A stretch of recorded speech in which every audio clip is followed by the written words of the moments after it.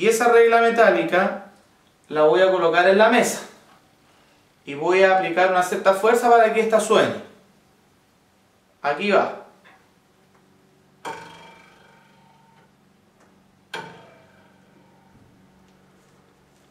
Ese es el sonido que dio cuando yo tenía 3 dedos sobre la regla apoyado en la mesa.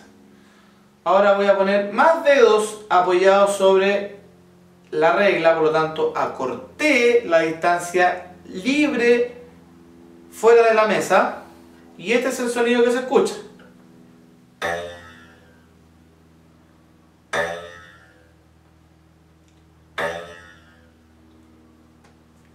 ¿Cuál sonido les pareció más agudo? El primero, que fue más o menos así,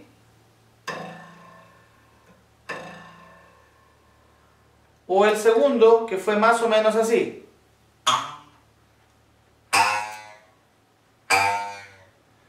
Claramente el segundo, la segunda vez que yo hice sonar la regla, el sonido es más agudo. Por lo tanto, cuando usted la regla la deja más fuera de la mesa, pueden hacer el experimento en su casa. Puede ser metálica la regla o plástica, da lo mismo. Mientras más libre me queda la regla en el aire y yo la hago sonar, el sonido es más bien grave. Si yo acorto eso y la mesa solamente me queda ahí y yo hago sonar acá, el sonido es más bien agudo.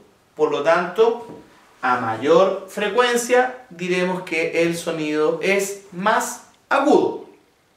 Voy a dejar la regla acá abajo. ¿Ya? Ahora, la intensidad, que el sonido tiene tono, grave o agudo, también tiene lo que se conoce como la intensidad. Es lo que nosotros podríamos hablar de fuerte o podemos hablar de bajo. La intensidad se determina a través de la amplitud.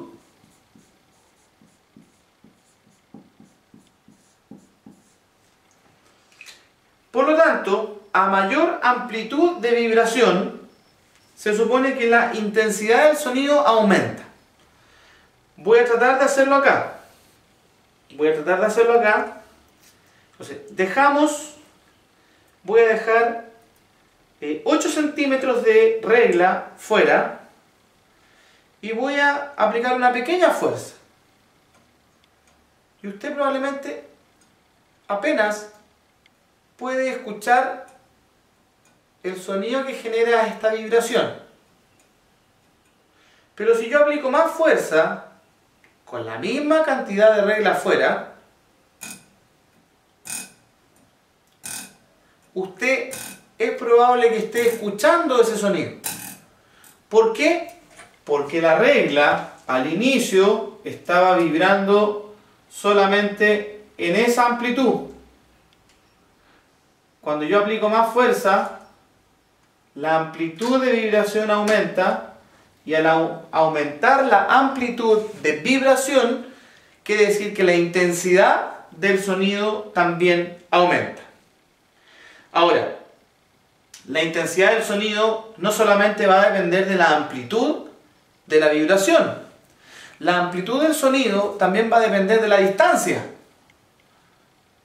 O sea que si yo la cámara de video la hubiera puesto 10 metros más allá, es probable que usted a lo mejor no hubiese escuchado nada, porque mientras más grande sea la distancia, el sonido va perdiendo intensidad. Por eso la gente que escucha poco y va a clases se sienta en los primeros lugares. Y la que tienen muy buen oído se pueden sentar perfectamente en los últimos lugares, puesto que aunque la intensidad del sonido va disminuyendo, para ellos no es relevante porque tienen un buen oído. Ahora, la intensidad de vibración se mide en lo que se conoce como decibeles, ¿ya? Y los decibeles deben su nombre a Alexander Graham Bell, el inventor o el que patentó el teléfono, porque ahí dicen que hay una pequeña disputa. Pero no nos vamos a meter en ese tema ahora. El decibel, Bell, ahí está, decibel, Alexander Graham Bell, de ahí viene, mide la intensidad del sonido, ¿ya? Y esta escala de los decibeles, por ejemplo, voy a plantear acá estas tres cosas que están aquí. Decir 10 decibeles, decir 20 decibeles o 30 decibeles. Alguien dirá, fácil, pues profesor. Un sonido que tenga una intensidad de 10 decibeles comparado con un sonido que tiene 20 decibeles es el doble. Falsedad absoluta. Falsedad absoluta. Un sonido que tenga una intensidad de 10 decibeles comparado con uno de 20, el de 20 decibeles significa que el sonido aumentó en 100 veces. Se amplifica 100 veces. Y si yo tengo un sonido de 30 decibeles, el sonido se amplificó 1000 veces en intensidad. Por lo tanto, no es llegar y decir, 20 decibeles, el doble de 10 no es tan fuerte. Cuidado, mucho cuidado, ¿ya? Es una escala exponencial, va aumentando, son potencias de 10. Es lo mismo que sucede, y lo vamos a revisar más adelante, con el tema de los terremotos, ¿ya?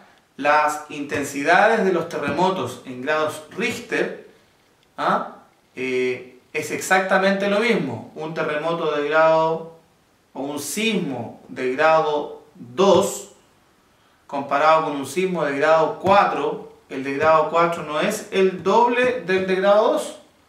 La energía liberada es muchísimo mayor. Bueno, y el tema de la intensidad o la amplitud, ojo, también es un tema de energía liberada, ¿no? Por lo tanto, hasta el momento hemos revisado que el sonido tiene algunas características interesantes como son el periodo, la frecuencia, que se mide en hertz, el tono, que es grave o agudo y va a depender de la frecuencia, y la intensidad del sonido, que dependía de la amplitud, de la vibración, de la distancia a la que está la fuente que emite y la fuente que recepciona el sonido, y importantísimo lo de la escala que mide la intensidad del sonido, que son los decibeles. Los instrumentos que miden la intensidad del sonido se llaman sonómetros.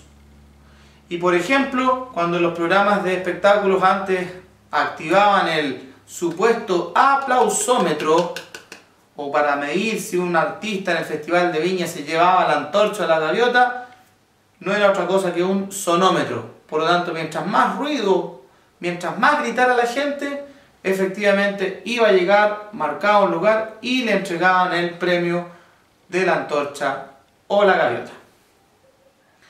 A continuación vamos a seguir revisando otros aspectos interesantes del sonido, como son en el medio en el que se propaga, la velocidad con la que se transmite el sonido y otras características interesantes respecto a este tema. Bien, continuando entonces con el tema del sonido, vamos a decir lo siguiente. El sonido necesita transmitirse mediante la vibración de moléculas, ¿ya? Por lo tanto, como en el vacío o en el espacio no hay moléculas o muy pocas, es imposible que el sonido se escuche en el espacio.